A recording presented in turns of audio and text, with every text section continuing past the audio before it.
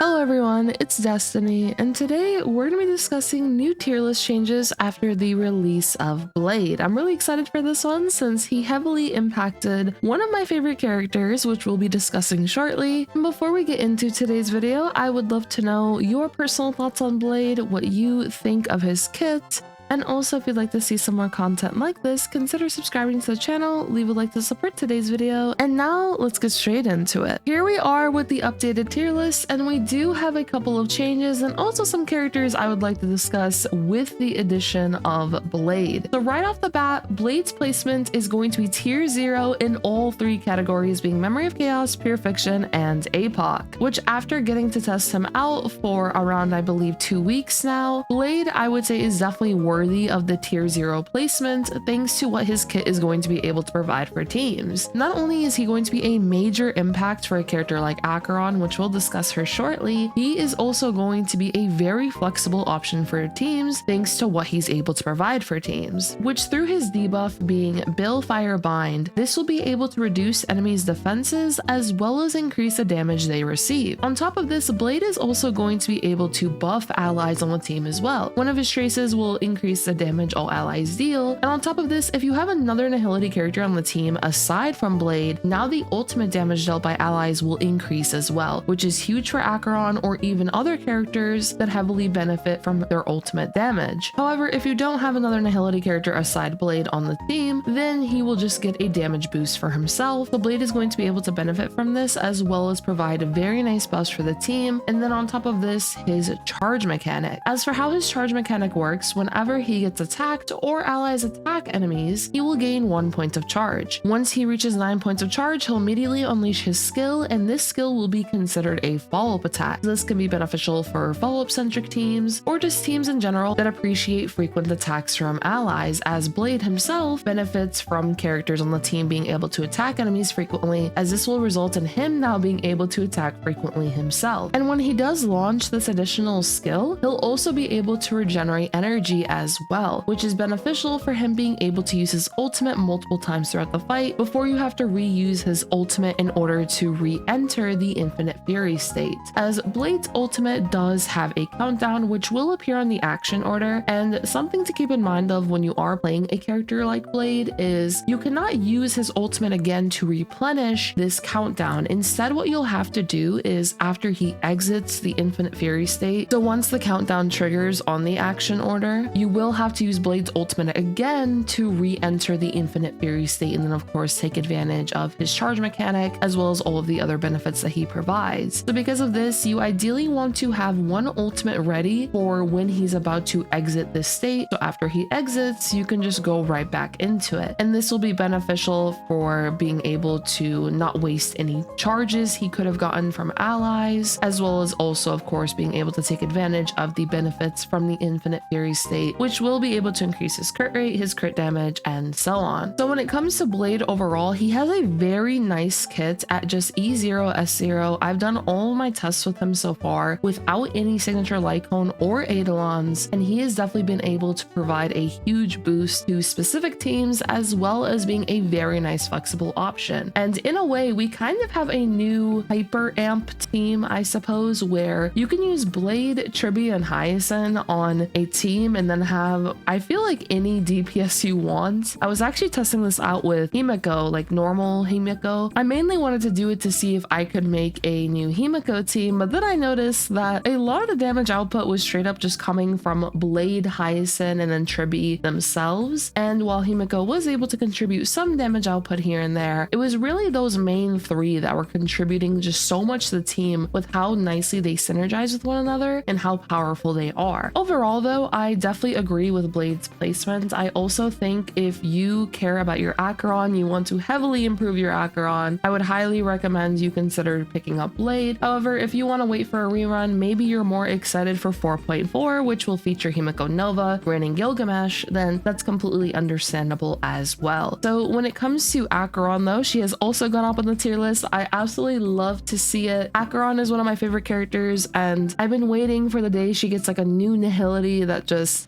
skyrockets her when it comes to her potential, which Blade was able to provide an amazing boost to Acheron. He's essentially one of the best characters you can use with her, and once again, for an Acheron team, highly recommend picking up Blade. And the reason why Blade is so good for Acheron is not only will he reduce enemies' defenses and increase the damage they receive, as well as increase the damage dealt by the team, he is also going to be able to provide that ultimate boost, which Acheron can take advantage of, as Acheron herself is a nihility character, which means that she'll be able to take advantage of that ultimate damage boost from Blade's kit. And Blade's charge mechanic will also heavily benefit Acheron, as whenever Blade gets a point of charge from his charge mechanic, which is whenever he gets attacked or when allies attack enemies, this will also give a stack for Acheron's ultimate, as you are essentially reapplying the Balefire bind state onto enemies. And if you have frequent attackers on the team, not only will this benefit Blade for his own charge mechanic, but this will also benefit Acheron so that she can use her ultimate more frequently within a fight. So she's going to be able to benefit not only from Blade's buffs and Blade's debuffs, but she's also going to be able to use her ultimate more frequently as a result, thanks to how Blade's charge mechanic works and the allies on the team now being able to reapply the Balefire bind state, which is of course a debuff. And I even tried out Blade alongside an E0 S0 Acheron, and they were still able to perform excellently. So because of this, I highly agree with Acheron going up on the tier list. I'm really excited to see the day if maybe one day Acheron actually goes all the way up to tier 0. Right now she's on watch list, so she could potentially go up just based on how her performance ends up being,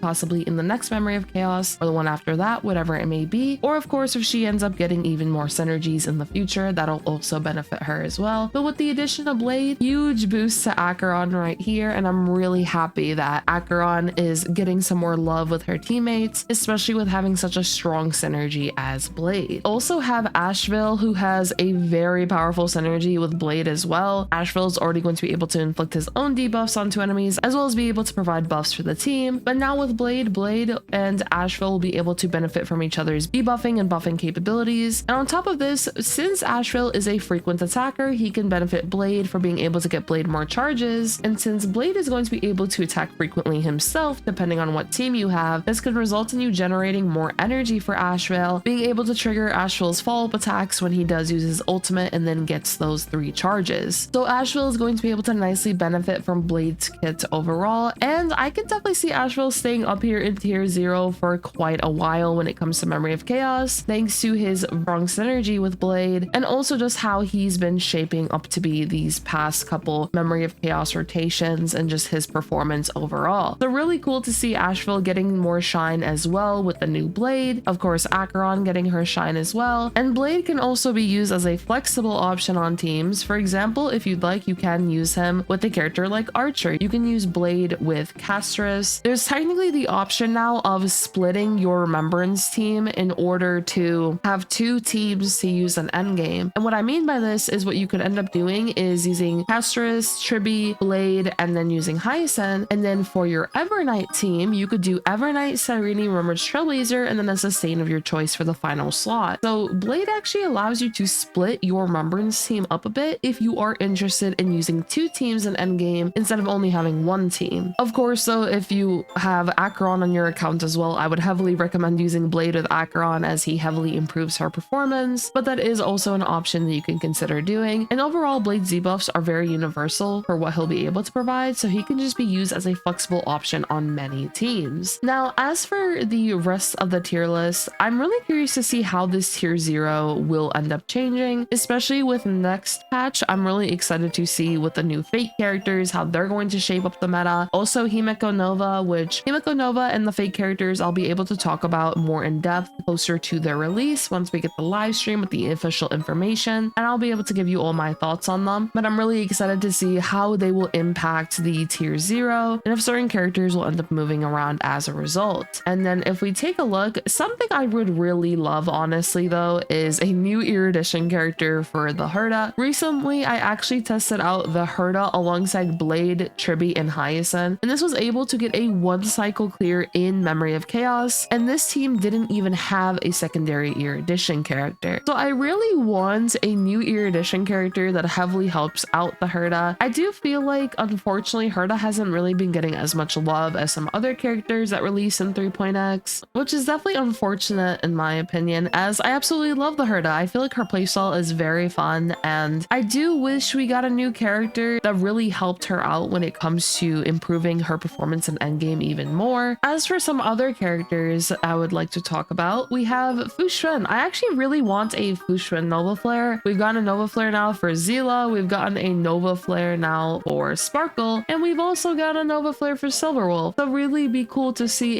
a Novaflare for Fu Xuan, honestly. I was able to test her out recently in a challenge run I did, which in the case of Fu Xuan, I would just love it if she were to get a Novaflare in the future, as well as more of our 1.x characters, just helping them become more meta relevant as a result. For example, an Argenti Novaflare would be really cool, Jing Yuan. I'd love a Novaflare also for more of these standard characters, for example, Himeko, Clara. Oh, Don Hung would be really nice for a Novaflare, and so on. So I would just love to see more Novaflares for some of our older characters. I have seen some say they would like a Novaflare for Sunday, which I'd love to know all of your thoughts on that. Do you think we're getting to the point where Sunday needs a Novaflare, or do you feel like Sunday is still a very viable option and maybe a Novaflare would be better for a different character instead? I also saw some saying they really want a Novaflare for Jiaocho. I could also see this as well. Which characters do you think should get a Novaflare just to help them out some more and make them more meta relevant? But aside from Blade, Ashveil, and Acheron, and then also of course is the tier 0 characters, which I agree with quite a bit of these placements. For example, Casterus I can agree with, especially with the Mono Remembrance team. We have Evanthasian and Silverwolf, both a very powerful Lation DPS. And then we have a character like Archer. But I'd love to know also in the tier 0 placement right here, who do you think maybe in next patch